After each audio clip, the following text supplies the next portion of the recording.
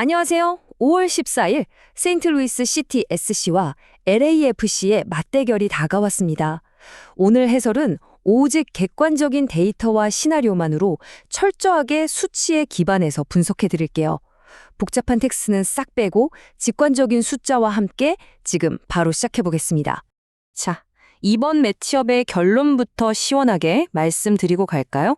LAFC가 1대2로 승리할 확률 무려 54%로 가장 유력하게 예측되었습니다. 반면에 1대1로 비길 확률은 29%로 나왔네요.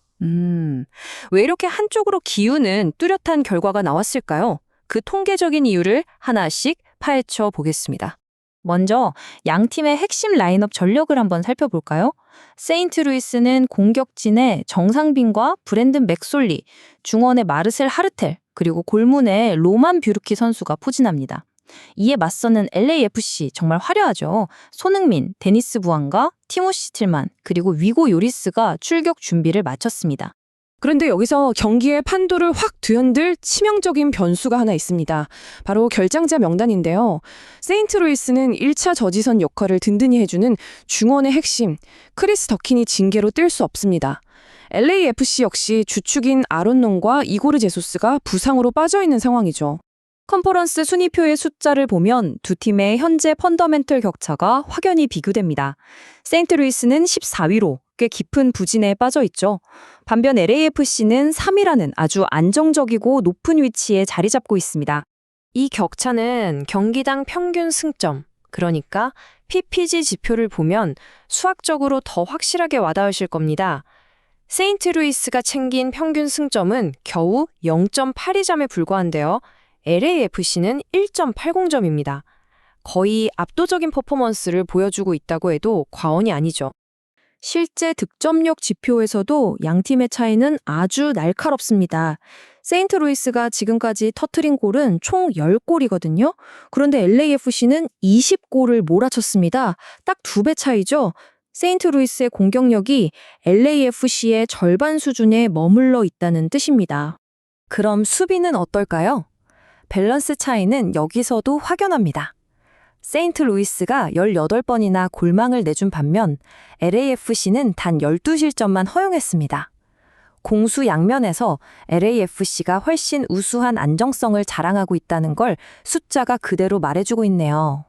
자, 그런데 기대 득점, 즉 XG 수치로 넘어가면 아주 매력적인 반전이 나타납니다. 놀라지 마세요.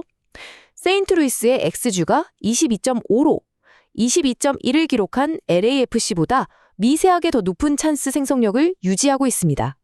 기회 자체는 정말 잘 만들고 있다는 얘기예요. 반대로 기대 실점, XGA 수치도 확인해 봐야겠죠? 세인트루이스는 22.3으로 후방에 상당히 취약하다는 게 통계로 입증됐습니다. 하지만 LAFC는 16.4로 수비망이 굉장히 체계적이고 견고하게 잘 돌아가고 있습니다. 이제 이번 시즌 세인트루이스의 가장 뼈아픈 지표를 말씀드릴 차례입니다. 바로 마이너스 12.5라는 숫자인데요. 실제 득점 10골에서 기대 득점 22.5를 뺀 값입니다. 이게 무슨 뜻이냐고요? 리그 최악 수준으로 마무리가 안 되고 있다는 심각한 골 결정력 병목 현상을 완벽하게 증명하는 아주 치명적인 수치입니다. 유아는 극명하게 대조적으로 LAFC의 공격 효율성은 그야말로 최상위급입니다. 그 중심에 누가 있느냐? 바로 손흥민 선수가 있죠. 8개의 어시스트와 8번의 빅찬스를 창출해낸 탁월한 플레이메이킹 능력이 팀의 공격을 주도하고 있습니다. 특히 손흥민 선수의 전진 패스는 데니스 부안과와 만났을 때 정말 치명적인 시너지를 폭발시킵니다. 상대의 공간을 무너뜨리며 벌써 팀 내 최다인 5골을 꽂아 넣은 부안가를 보세요. LAFC는 기대 득점을 실제 스코어로 확실하게 치환하는 능력을 보여주고 있습니다. 수비 지표도 한번 정량적으로 볼까요? LAFC의 뒷문을 든든하게 지키는 위고 요리스 골키퍼. 불과 11경기를 치렀을 뿐인데 벌써 8번의 클린시트, 즉 무실점 경기를 해냈습니다. 이 부문 리그 1위 자리를 아주 굳건하게 지키고 있죠. 요리스의 선방률은 자그마치 76.5%에 달합니다. 대단하죠? 하지만 전술적으로 짚고 넘어갈 점도 하나 있습니다. 최근 휴스턴과 산호세전에서 대량 실점을 허용했는데요. 풀백들이 전진했을 때 그 배후 공간이 고스란히 노출된다는 구조적인 취약점이 드러났던 경기들이었습니다. 그럼 반대편 골문은 어떨까요? 세인트루이스의 로만 뷰르키 골키퍼는 상황이 좀 다릅니다. 지금까지 무려 33번이나 세이브를 기록할 만큼 숨 돌릴 틈도 없이 바쁜 경기를 치러내고 있습니다. 그런데도 뷰르키의 선방률은 63.3%에 머물러 있습니다. 왜 그럴까요? 33번이라는 엄청나게 잦은 세이브 상황 자체가 이미 전방의 수비 조직력이 완전히 붕괴되었다는 걸 아주 직접적으로 반영하고 있기 때문입니다. 이번엔 두 팀의 전술 구조가 충돌했을 때 어떤 결과가 나왔었는지 역사적인 상대 전적을 볼까요?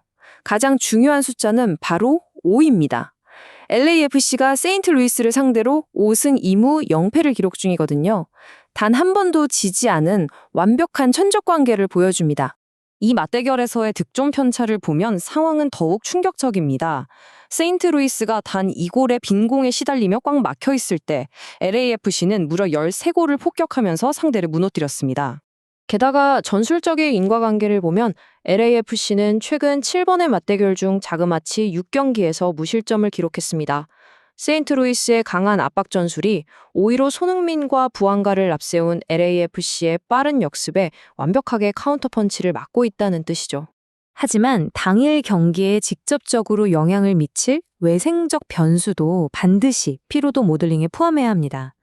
LAFC는 현재 북중미 챔피언스컵을 병행하고 있어서 3.5일마다 1경기를 치르는 아주 살인적인 스케줄을 견디고 있거든요. 그래서 이 60이라는 숫자가 꽤 높은 위험성을 내포합니다. 제레미 에보비세 같은 로테이션 자원마저 부상으로 잃은 상황에서 극심한 에너지 고갈은 후반 60분이 넘어가면 LAFC 선수들의 기동력이 급격히 떨어지는 현상을 불러올 수 있습니다. 자, 이제 모든 데이터를 종합해서 다시 결론을 내려볼까요? 앞서 LAFC의 승리 확률이 54%라고 말씀드렸죠. 세인트루이스는 크리스 터킨의 결장으로 수비 1차 저지선이 무너집니다.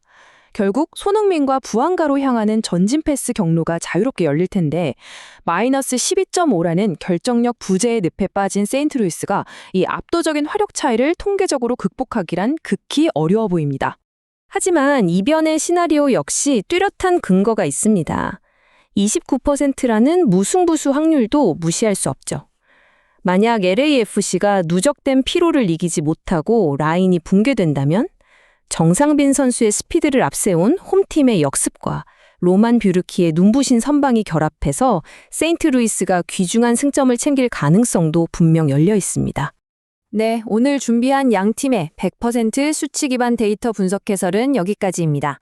채널을 응원해주시는 슈퍼생스는 더 질 좋은 분석을 제공하는 데 큰 원동력이 됩니다. 다음 경기 분석에서 뵙겠습니다.